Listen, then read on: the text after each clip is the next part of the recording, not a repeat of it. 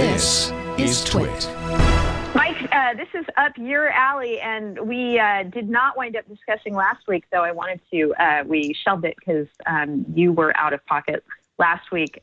We have in the rundown this week the story of PayPal and Pandora, but prior to that was the litigation involving Google and Google's victory lately that the word Google has not become generic enough to strip Google of its trademark.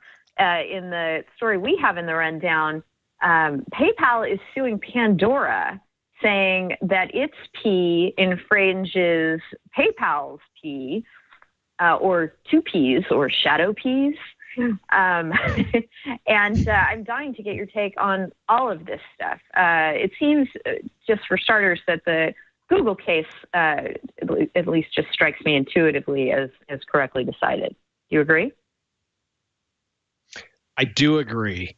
So the primary argument that was being made by Elliott, the plaintiff in that case, is that Google, because people use the term as a verb, i.e. go Google that, and use it in various other non-trademark ways, the argument was that it's become generic, and therefore it's become generic for simply searching the web. And when a trademark becomes generic, that means that anybody is entitled to use it. There's been lots of interesting trademarks over the years that started off as trademarks, but ultimately became generic through people's use of the terms as a verb or otherwise. Some really good examples of that would be aspirin. That used to be a trademark owned by the Bayer company, and it has become generic. Some other really well-known generic trademarks. Cellophane used to be a trademark of the DuPont company. Escalator used to also be a trademark. So lots of examples of terms that are used in kind of our everyday lexicon that used to be trademarks that were owned by a particular company. So that was the argument that was made by Elliott in this case, that Google had become generic because people use that term indiscriminately, or so the argument was, to search for the act of searching the web for content. And what the Ninth Circuit said, and I think I agree with you completely that the court got it right, that, well, just because consumers and others may use a term as a verb, a trademark term as a verb, that does not mean that it's become generic. What really counts at the end of the day, and what we really look to, is the primary significance of the term to the relevant consuming public.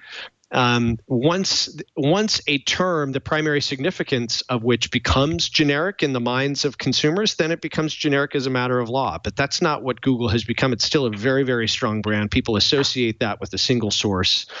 And irrespective of the fact that it's used as a verb, it still retains very significant strength as a trademark. So that's the Google case in a nutshell. Right, and Xerox still has the trademark to Xerox? As far as I know, I mean, and that's another really good example of how people use a term, Xerox. You know, people will say, "Oh, can you go Xerox this?" Which really is exactly the functional equivalent of saying, "Hey, will you go Google that?"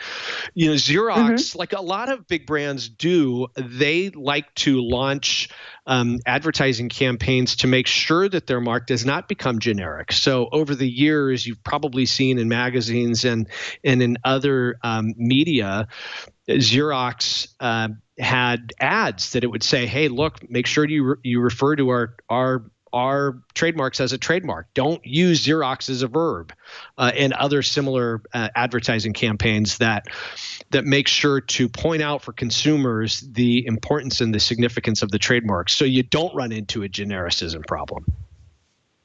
Right. All right. Well, let's turn to PayPal and Pandora. A different issue there. Nobody's arguing that anything has become generic. What PayPal is more classically arguing is that Pandora's trademark is confusingly similar to its own, and that they are close enough in they can't really be arguing that they're offering the same sorts of services, because they're not. But they're making this interesting argument that they're in the same arena.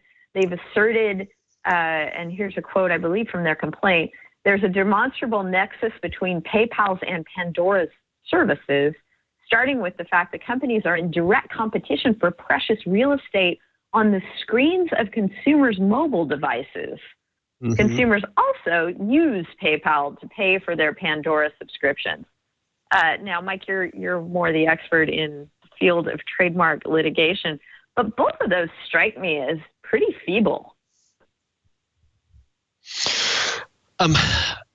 It's interesting. I wouldn't say feeble. I would say it's a little bit different take on some of the classic elements that we talk about in terms of trademark infringement and dilution. So typically we think of a classic case of trademark infringement being two competitors that are offering the same or similar types of goods or services. That tends to be a very important factor. And as you, I think, rightfully pointed out, Denise, PayPal and Pandora offer two different services. One is a payment processing service. One is providing music and other entertainment-related services. So they're both very disparate in that regard. But what's interesting here is in this commercial context, as PayPal pointed out in the complaint, look, we're competing, our services overlap to the extent that we are both targeting consumers that use an iPhone, and we're competing for precious space on that particular device. So in that sense, our services overlap, even if they're not competing directly against each other. We are in the same channels of trade, which is an important factor. And the other factor that is particularly important in all cases, and I think in this one in particular, is there evidence of actual confusion in the marketplace? And PayPal went to great lengths to explain that there's been lots of instances where consumers apparently have been led to believe that Pandora is now somehow affiliated or associated or sponsored by PayPal as a result of changing the P logo. So that's an important factor in any case, whether there's actual confusion. So, it looks like PayPal's alleging that there's been a significant amount of it. Now, this case does raise the question as to, well, how significant or what are your rights associated in a simple letter? Can you really just have a protectable trademark with respect to the letter P? And you certainly can if it's recognized as such by by consumers as coming from a particular source. And if you've also you don't need a registration, but if you have a trademark registration, that will further bolster the substance of your case as well. So it's a very interesting trademark-related case, a little bit different, as we were talking about a moment ago, the theory that's being alleged here as far as confusion, or at least the factors that are going to come into play. But it's going to be a very interesting case to watch play out. And Pandora, for its part, it had previously used a P. It's now modified its P to look apparently a little bit more like the Pandora P. So it is going to be interesting to see how this plays out. Pandora apparently has no interest in changing its particular look and feel. Yeah, I think it's really fascinating, and the only reason this case exists is because of the realm of mobile apps, right? That people, the importance of that little square with the rounded corners that appears on everybody's phone, and the fact that you glance down, note what that square looks like, and click it to launch whatever app you need. And in this case, we have Pandora with a white background and a P that is not italics, for lack of a better description. And we have PayPal with a blue background and a pair of P's, I guess, indicating PayPal, or a shadow P. Neither P has, how do I describe this? Neither P has an open part in the middle of the round part. In other words, they are solid depictions of a P rather than how you might write it out if you were doing it in longhand. There's no open area in the middle. So I guess that font choice is perhaps a little confusing. The colors are similar, but it's not the identical font or logo. And I would think that the use of two Ps rather than one P should play into the analysis here. But getting back to the issue of, can you trademark a letter as your logo? And is that the answer to that question affected by the fact that a letter as a logo now means something that it didn't before? It means that's the app I want to use and I'm going to launch it. How do you think all that plays in, Mike? I think that's going to be one of the key questions.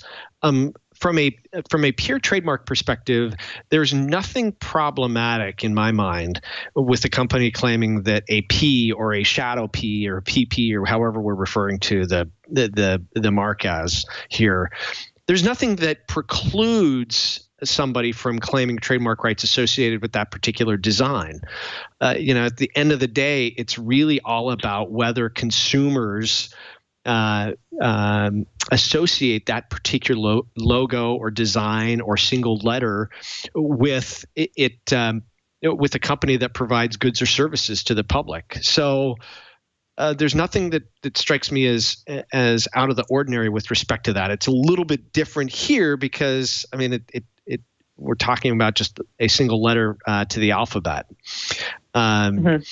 Your points about it's a different font and one is the shadow P and one doesn't have the shadow P and the Pandora one looks maybe a little squattier.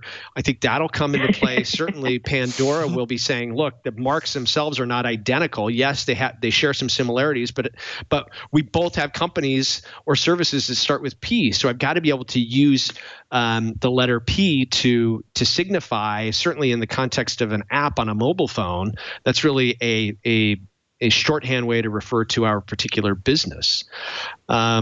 This is probably one of those cases, like many trademark cases do, that will come down to a battle of the experts. If this case goes on for a while, presumably both sides will have consumer survey experts and market researchers that they will hire to either claim that there is actual confusion in the marketplace or there is not. So oftentimes that type of evidence can be really important for the court or the jury's ultimate consideration. And in trademark cases, it's difficult to get summary judgment. So either the case will probably settle or it'll go to trial. It seems like there's enough here that both sides will be able to, at least based on what we've seen so far, be able to create questions of fact as to whether the case should ultimately go to the jury. So it's going to be a fun case to see play out and see how the district court and maybe ultimately the appellate court deals with the issues.